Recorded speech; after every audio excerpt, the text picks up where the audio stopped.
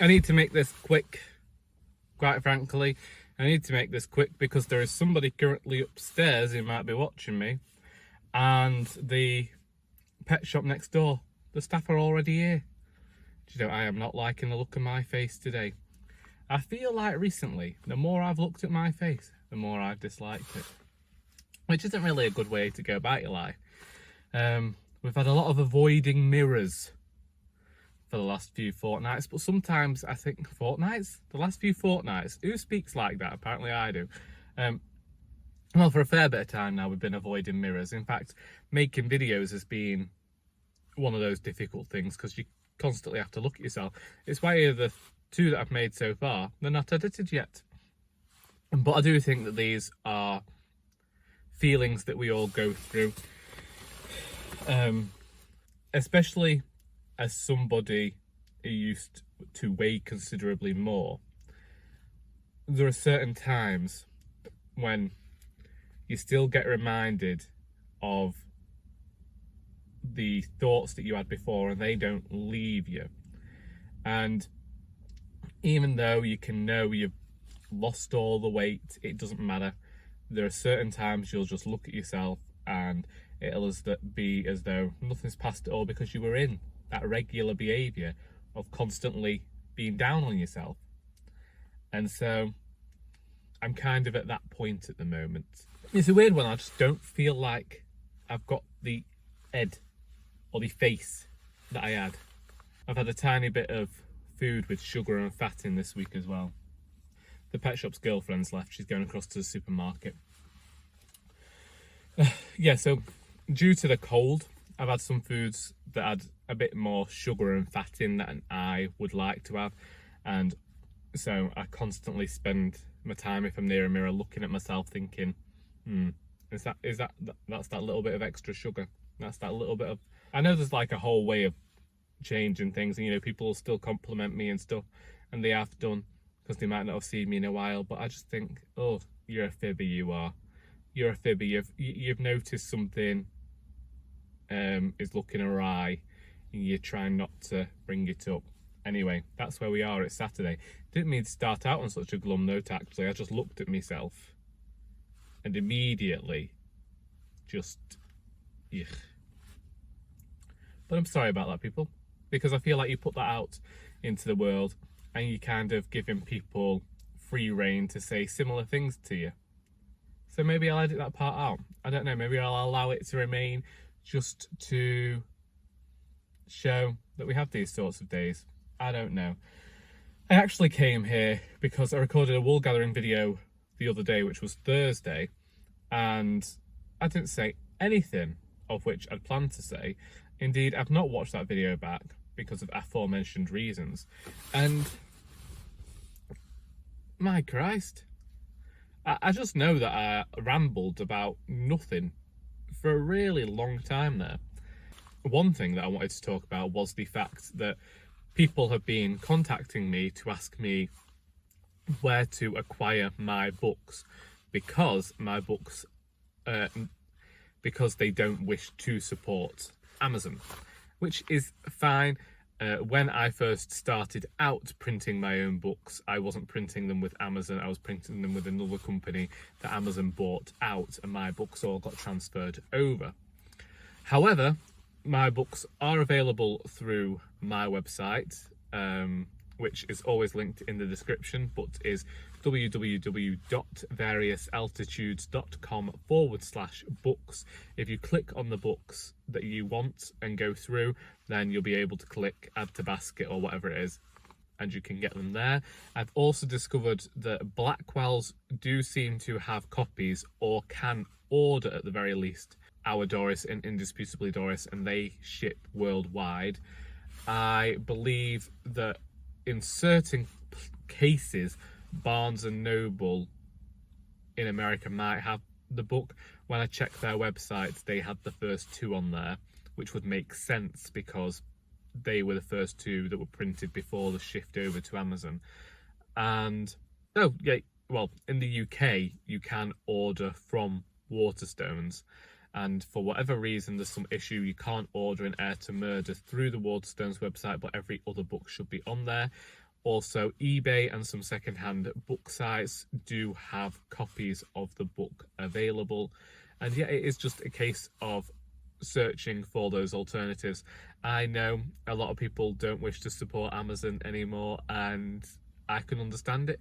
At the same time, I get the tiniest bit of revenue from Kindle editions and books bought on there.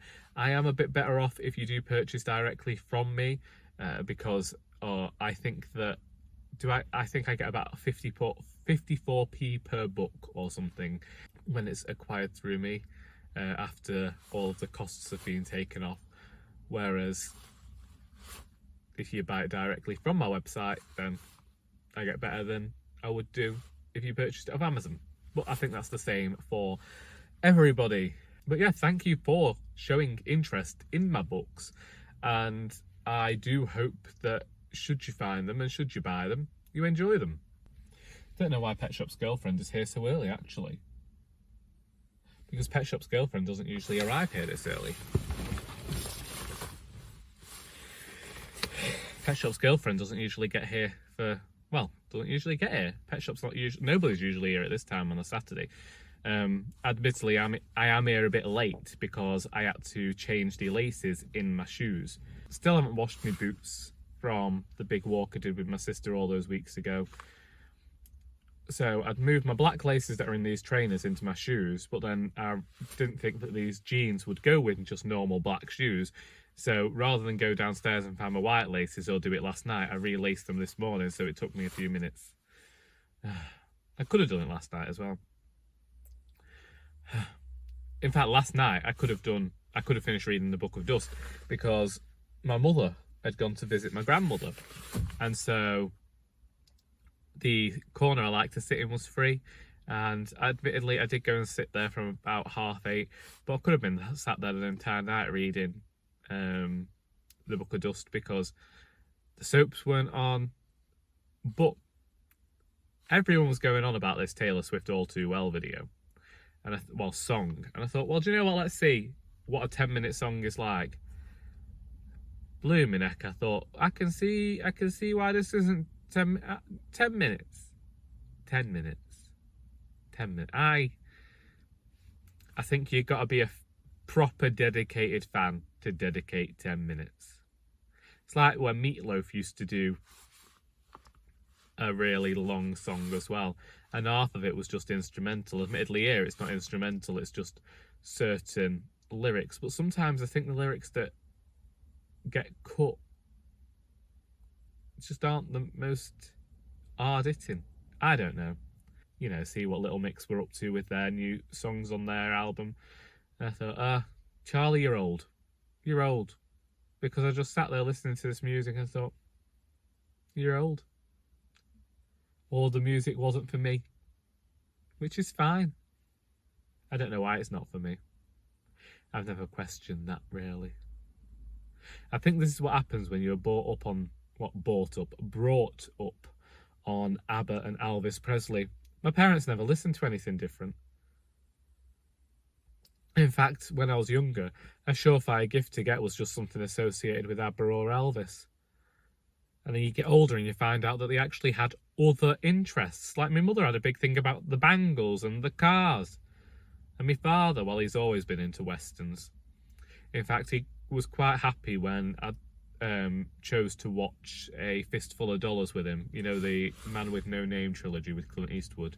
So there's that A Few Dollars More, and then The Good, the Bad and the Ugly, which aren't connected, but, well, I think those two are, but there's something there anyway. And I only watched them because someone had said how great films they are in terms of script writing. I think that was a moment he was happy with, because he finally got to watch a film where Charlie was silent. Because more often than not, if I'm not liking a film, I'm sat there pointing out all the issues with it. Or, as with the Ghostbusters film, I was very disappointed not to like the 2016 Ghostbusters film, because I only watched it recently and I'd looked forward to it because of the actresses that were in it. And it took an hour to get through like the inciting incident start part that should have only taken about 20 to 30 minutes. It felt structured incorrectly, and that was disappointing to me. Anyway, yeah, still not finished reading the Book of Dust. I don't know if I am enjoying it. There must be something there, because I've managed to read it quite quickly. But also, when I started reading this, I was a bit full of cold. I've not been full of cold the last few days, but you know, I've still had that weariness. There's still that ache on your chest that you get when you're an asthmatic, and all of your pipes are clogged up. My throat keeps going in and out, and my voice, I mean. So it could just be that. It could just... No. You see, I didn't want to read A Tidy Ending by Joanna Cannon. I wanted to read something mindless. And this isn't really mindless, but also I find it weird. I can't figure out where it's meant to be placed. I can't figure out, is this a children's book? Is it a book for teenagers? Is it a book for adults? There's swearing. There's mentions of sexual assault. There's all this going on with the church. And then there's this... Yeah. It's a weird one. I like some of the biblical allusions that are in there, but sometimes it feels a bit heavy-handed, and I'm not sure where this story's going. I got to a chapter entitled The Enchanted Island, and I'm just not sure where the book is going after that. Is it going down a route I'm not prepared for? Are we heading towards a more pagan route? Are we going to have that sort of war between the paganism and that was mentioned at the start of this book and the heaven and hell, the angels and demons type thing that we had in his Dark Materials? We'll see. It'll be interesting to me if they do that.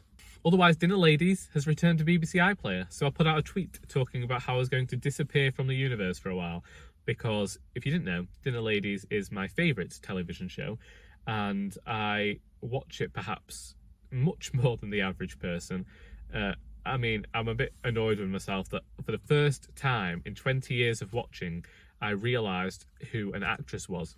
She plays Clint's mother Sheila in the episode Moods. Not Moods, no. Moods is the one I'm watching tonight. In Scandal. Never knew who this actress was, but it's all because she's wearing a wig. Wigs have a lot to answer for, and it's the woman who plays Janet's mother in My Hero, and has been in tons of other Victoria Wood productions. And I never put two and two together and realised that they were the same woman simply because, well, she might even not be wearing a wig. She might not be wearing a wig. She's just got brown hair, and I'm used to seeing her as being blonde. I was shocked. I was shocked at how I've watched this show for so long, and it was only last night that I flaming recognised who she was.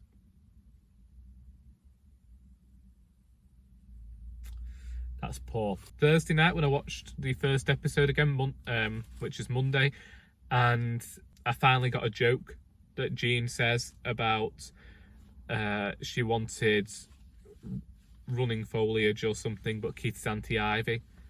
And then Bren goes, I didn't know Keith had an anti-ivy. And I just realised it's a pun.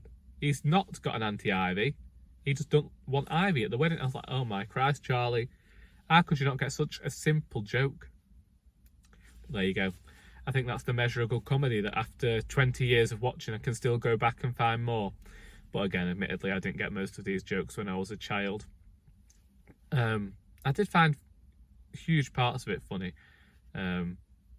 But it's only as I've got older I've recognised more things, or I've been privy to some of the things that they are talking about within the scripts.